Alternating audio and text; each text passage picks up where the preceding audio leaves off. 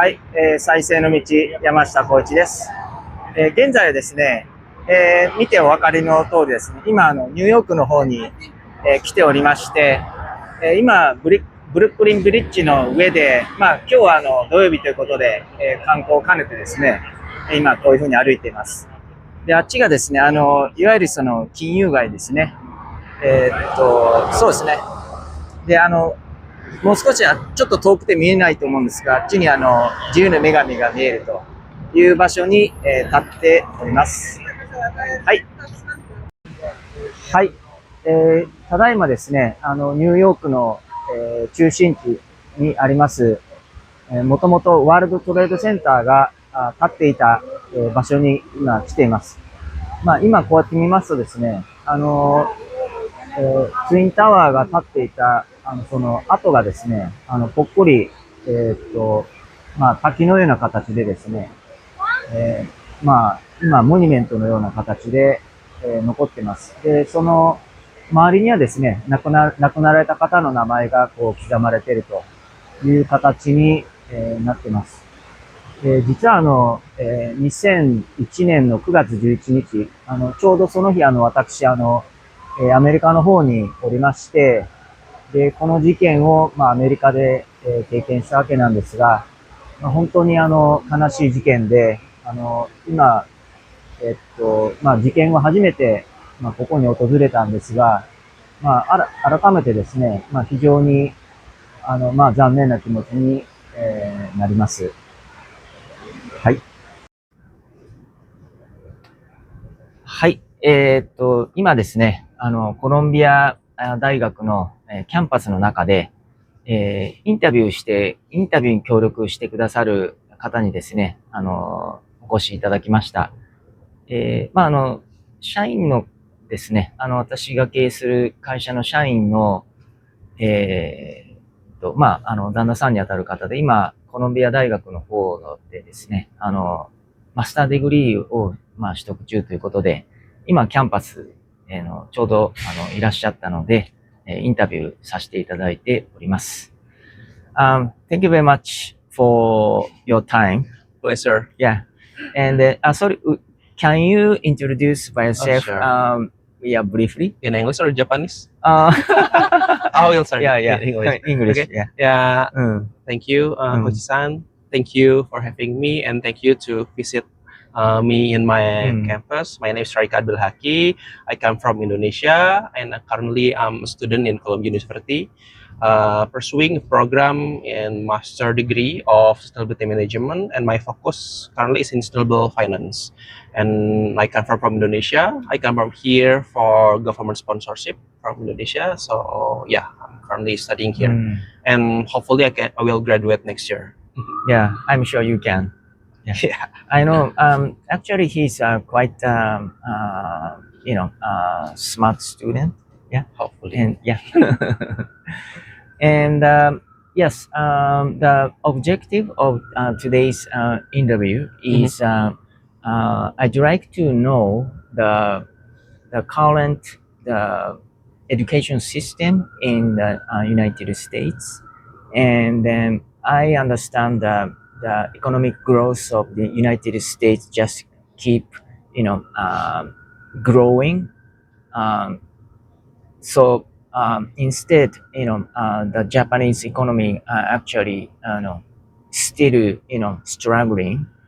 And then I thought maybe one of the reason is I thought there is kind of a educational system.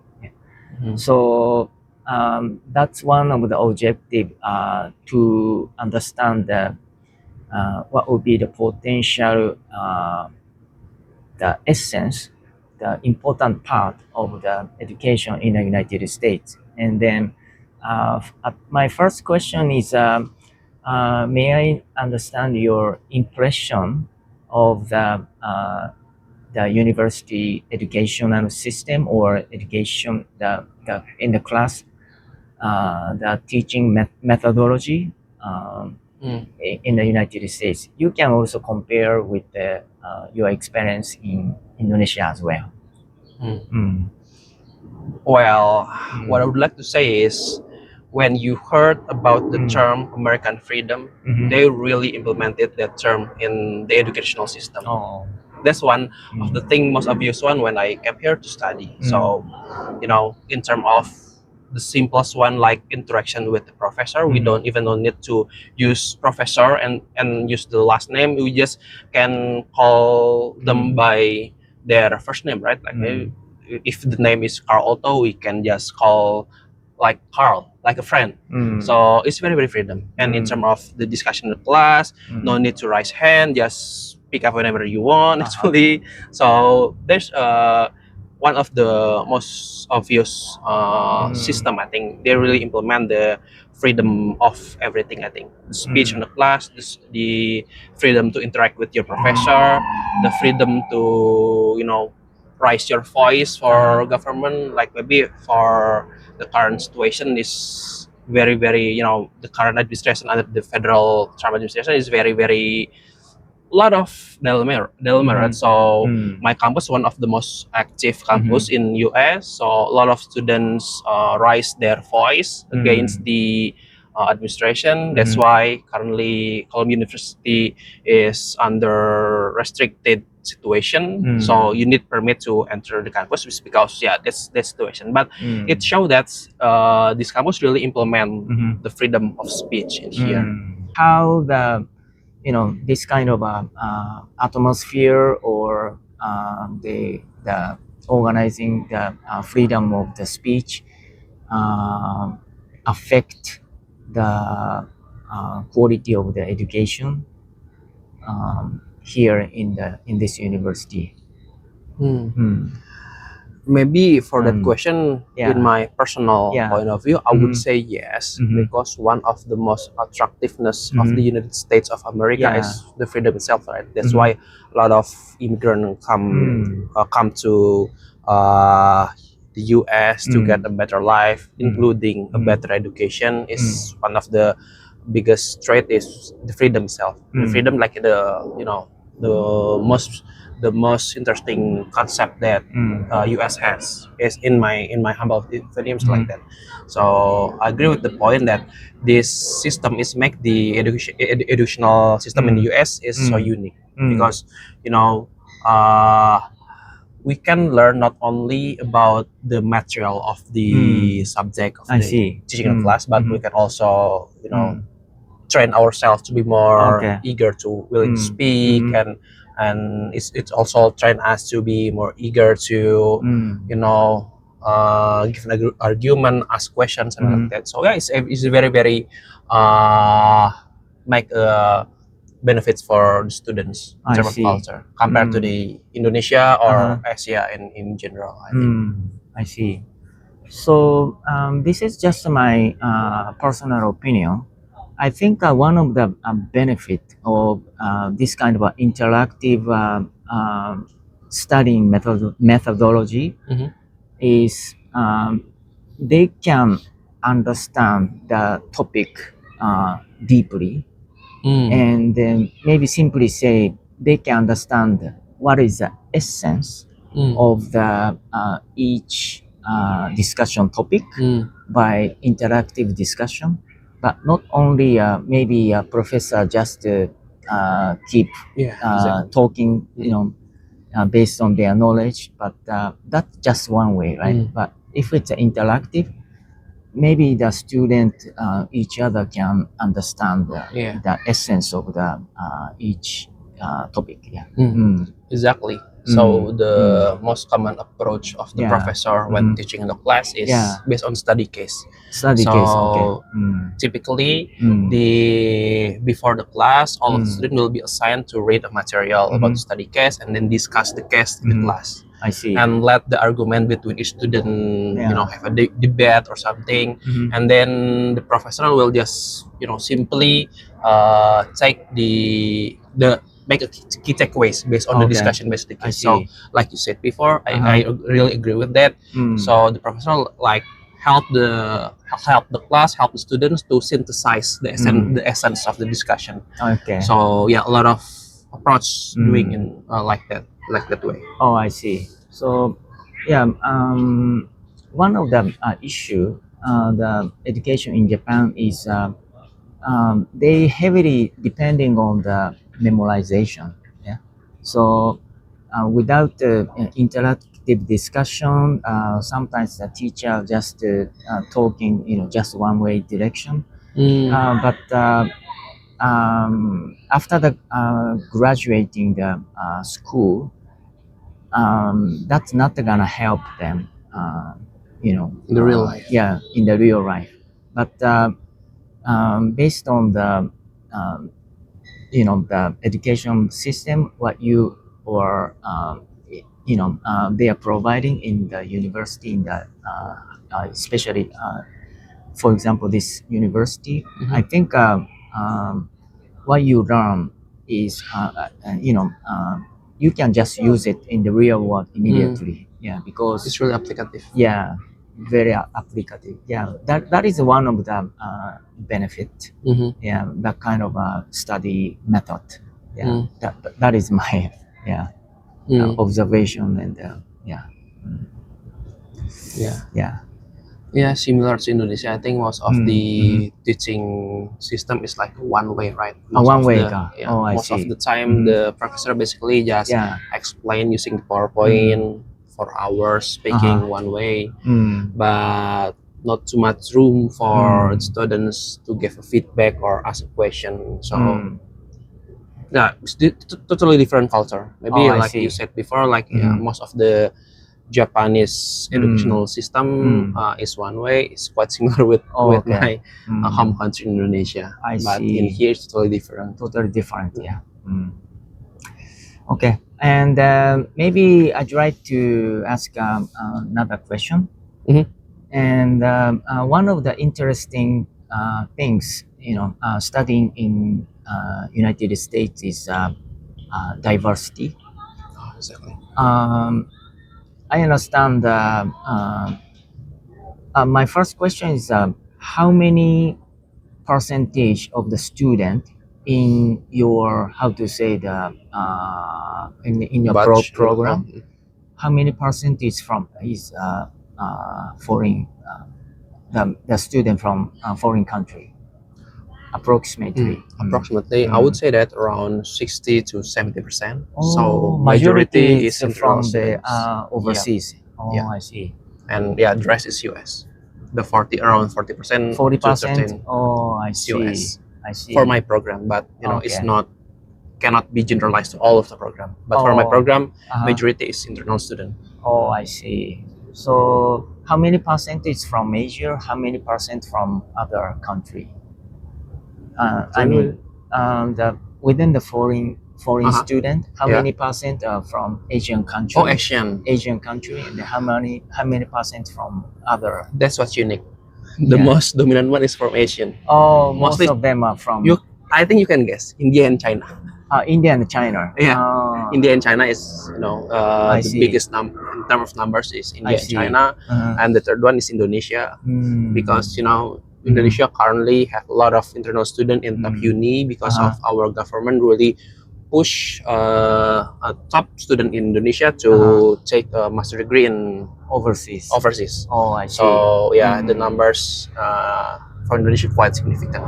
Oh, So I think these three countries that quite have good numbers. largest. Yeah. Oh, For Japanese, there is 2 people okay. in my program, and Korea, for South Korea is only 1, and then Malay is only 3. Oh, I kinda. see.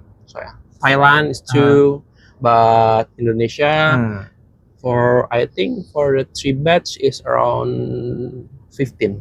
15. 15, quite a lot. Oh, quite a I lot. see, I But see. it's How about China? 3 maybe 50, Maybe 50. maybe 50. 50. 50. 50. But my program recruits students 3 times a year. Oh, Sorry, 2 times a year. 2 So times there a is year. a fall semester Mhm. and the spring semester. Oh. So for my case, it's Yeah. a spring intake. Uh-huh. So in total, approximately from the 2 intake, the Chinese could be around 50. Around. There are really a lot of How about Chinese. India? India From maybe 30, 20. 30, 20. There's a and lot then of Asian. Indonesian 15. Like when you walk here, Mm. I can ask you, which one is like more common, Asian or let's say white people or black people? Asian, Oh, right? yeah. Yeah. It seems like Same with yeah. in the class is more common Mhm. seeing Asian rather than the white American or Oh, I see. others. I see. So I don't know, and it happens in Stanford. Last year Mhm. last spring I visit Mm. Stanford last spring. Mm. There's so dominant numbers of Asian face in Stanford, Uh-huh. and same goes to Pretty much same Columbia. Yeah. ratio as You you can can have you can here. ask when we walk to the building, the Juris to Yeah. cafeteria. We only we meet the Asian people there. Oh, I So see. we can see all of this here is Asian. Okay. I see. So Wow. yeah, That's there's a good quite numbers. interesting. Yeah. And then I also understand that the Japanese student is relatively minor. Relatively, yeah. Relatively minor. Yeah. Maybe in my program, but in others program maybe quite a lot. Oh, I see. Yeah. So yeah, and then my core question is how this the diversity of the student makes the uh, impact or differences in the class. Maybe you can compare the class in the Indonesia. I heard almost all the student is Indonesian student, right? In the university in Indonesia. So what makes the difference? Have this kind of a diversity in the class. Yeah, maybe I think the most interesting one. So when we are discussing something in the class, we got a lot of perspective. Like for example, like maybe my major is sustainability related issue, right? So when we discussing about climate change, we can discuss a lot of perspective from let's say the Chinese perspective, Indian maybe, or Singapore, or maybe I come from Indonesia, I can represent. So all of the perspective, the idea that come to the class is different because we come from different culture, different country, different government, and different.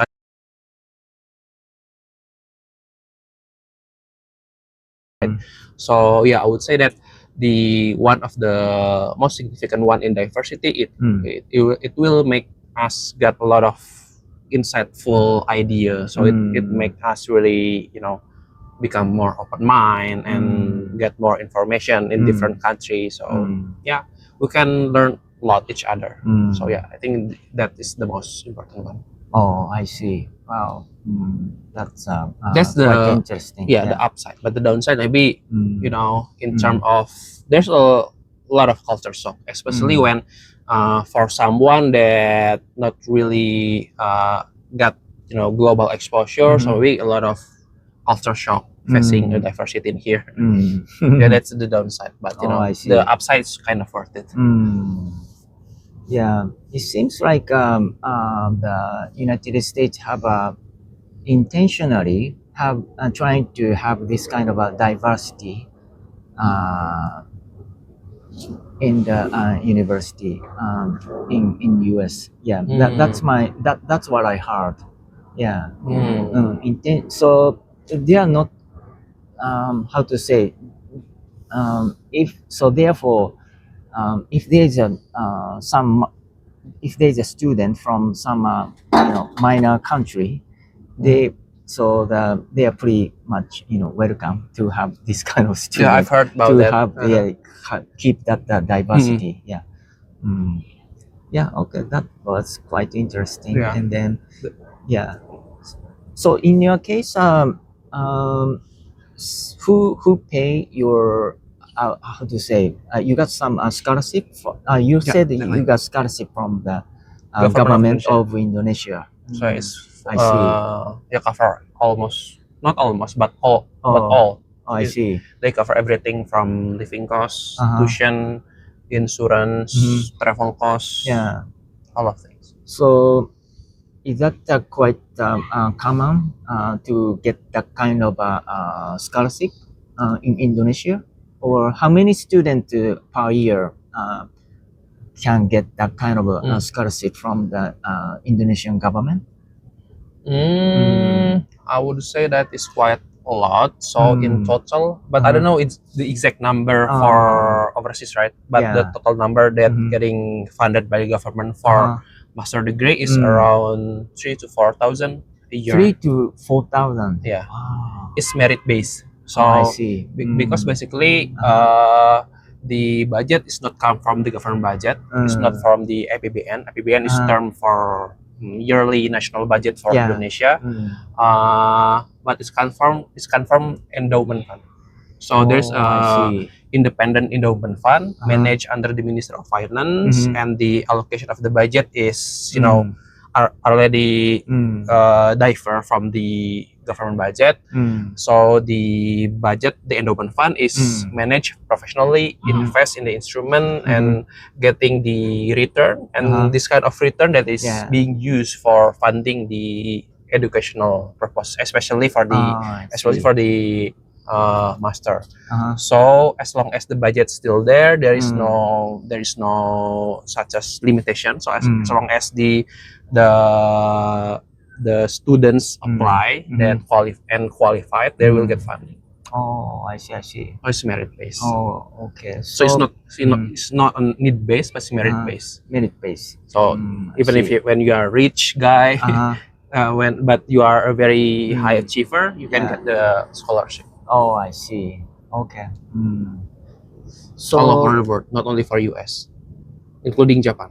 Oh, okay. I see. Wow. So that's strategically your government tried to send your student to overseas. Yeah. Understand. Yeah, because Indonesia is still growing, right? Oh yeah. So yeah, we are still catching the economical growth here. So the government invests a lot in education, including the high level education. I see. Have you heard about how the students from, for example, China, they got scholarship from their own country, or they got scholarship from somewhere else, or they just come here with their own fund? There always have different cases, Okay. and I think I would say that they are more eager in spending money to go abroad. Even one of my friend loan some money, student loan in US. Yeah, so there are a lot of risk taker to go abroad and study in US. So a lot of scenario, there's some maybe come from a rich family, so they can fund by themselves, and somebody come here from company. But for Indonesia, almost all Indonesia is come from government scholarship. But for China, India, they are already very mature. They are actually come from different background. There's maybe some person come from government or foundation or something like that. But there's a large number that take loan. You must be familiar with the student loan system in US, right? So yeah, they are taking a big risk to take a big loan to fund their study. I see. Okay, yeah, that's quite interesting. Yeah. And my last question is, this is just I'd like to hear your just opinion. I feel I understand that the economy in the U.S. just keep growing, while the economy in Japan struggling for last maybe 30 or maybe 30 some years, and then I feel like there is some kind of a clue why this happened is maybe that comes from uh, the educational system in the U.S. Do you have some kind of a how to say the opinion on this? what would be the potential impact of the current U.S. educational system to the economic development of the United States? Wow, it's really tough question, and it could be maybe 1 hour, 2 hour discussion Yeah. about this issue. But maybe my personal and humble opinion, because the education system in US, especially for the university, is like I said before, is attract a lot of students internationally from many countries. You can name it. A lot of students come to the US from the education, and typically the most common way if you want to become an American citizen, the first step is always become a student and getting the visa under the F or the J, and after you get the visa, you will get 2 years the eligibility to work here, and then during this time frame, during 2 years, you can transition to get a green card, so you can become a U.S. citizen. So I see that education system, especially for the university in U.S., it could be one of the tools of the U.S. to attract a top talent from the world. Oh, I see. You can see the point. You can see. So basically, I think I would say that there's no big issue, even though the American citizen is aging, because basically they can recruit the people around the world, young talent, smart, all over the world, including Indonesia, India, China, give them a green card, become the founders of, you can see the top talent in the, what is it called, the AI. It's almost Chinese, at least Chinese ancestor. Oh, I see. So I see the system, they are somehow maybe use the educational system to recruit top talent around the world, give them the, the opportunity to grow here, to have a career here, to have a good life here, and then give them, the citizenship of US, and then become American. So somehow these people, the immigrant, the diaspora that support the economic of the US. The Silicon Valley is supported by most of the immigrant. Top tech, you can see that the top tech CEO, like Nvidia, like you name it, Google, Sundar Pichai, or maybe Microsoft, Satya Nadella is Indian. It's all over Asian. You can see that. So yeah, I would say that economic of American is strong because of immigrant, and educational top uni is one of the tools from the government to recruit top talent. Oh, I see. Wow. Yeah, that's quite interesting. Yeah. Okay. Even for me, if I have a chance, maybe. Yeah, but you have high incentives, right? To return, because I come here from the government budget, so I need to. You need to go country back. Oh, I see. somehow. That's But one when of there's a chance, maybe. Oh, I see. But yeah, maybe later. I see. Wow. Yeah, that's quite interesting. Yeah. And then okay, so I think that's all. For the interview today. Very nice. And then thank you very much. Quite I learned a lot of things, and your comment was quite insightful, and then maybe I think it also gives a hint to the education in Japan, educational system in Japan. Okay, so Thank you very much. Thanks for having me. It was great to talk to you. thank you very much. Arigatou gozaimasu. Thank you very much. Thank you. It's a pleasure.